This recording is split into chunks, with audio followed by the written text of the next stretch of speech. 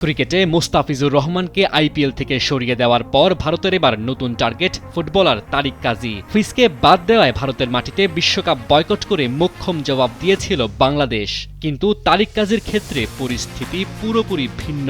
এবার কি তবে বাজি উল্টে যেতে চলেছে? বাফুফে প্রধান তাবিথ আওয়ালের ঘোষণায় ভারতের কপালে চিন্তার ভাঁজ, কেননা আসন্ন সাফের আসর বসছে বাংলাদেশের মাটিতে। বাংলাদেশ এখন আর মাথা নত করার দল নয়। ক্রিকেটে অন্যায়ের জবাব হয়তো খেলার মাঠে দেওয়া সম্ভব হয়নি, কিন্তু ফুটবলে মাঠ এবং রাজনীতির টেবিল উভয় লড়াইয়ে বাংলাদেশ এখন প্রস্তুত। একদিকে সাফ খেলতে বাংলাদেশে না আসলে ভারতকে পড়তে হতে পারে ফিফার নিষেধাজ্ঞার মুখে, অন্যদিকে খেলতে আসলে মাঠের লড়াইয়ে প্রতিটি অবিচারের জবাব দিতে মুখিয়ে আছে হামজা মুরসালিনরা। প্রথমে ক্রিকেট আর এখন ফুটবল। বাংলাদেশের ডিফেন্ডার তারিক কাজীকে দলে ফেরানোর সব প্রক্রিয়া শেষ করেও শেষ মুহূর্তে চুক্তি বাতিল করেছে আইএসএল এর club Kerala Blasters. Sporting director Karolis কিংকিসের এমন অপেশাদার আচরণে বিপাকে পড়েছেন তারিক, হারিয়েছেন অন্য ক্লাবের অফারও।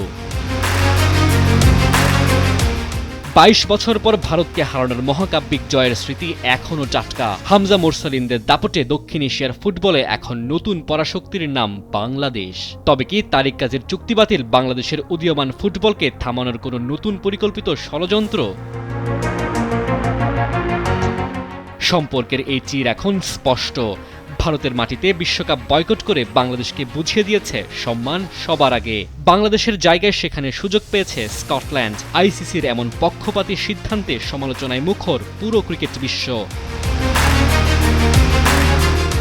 এখন দেখার বিষয়, ঘরের মাঠে যখন লাল সবুজের গর্জন উঠবে তখন ভারত কি বাংলাদেশে আসার সাহস দেখাবে, নাকি নিরাপত্তা অজুহাত দেখিয়ে শুরু করবে টালবাহানা? নিজেদের চেনা কন্ডিশন আর প্রতিশোধের আগুন, এই দুই মিলে সাফে বাংলাদেশ এখন শিরোপার প্রধান দাবিদার। ডেস্ক রিপোর্ট, সময়ের আলো।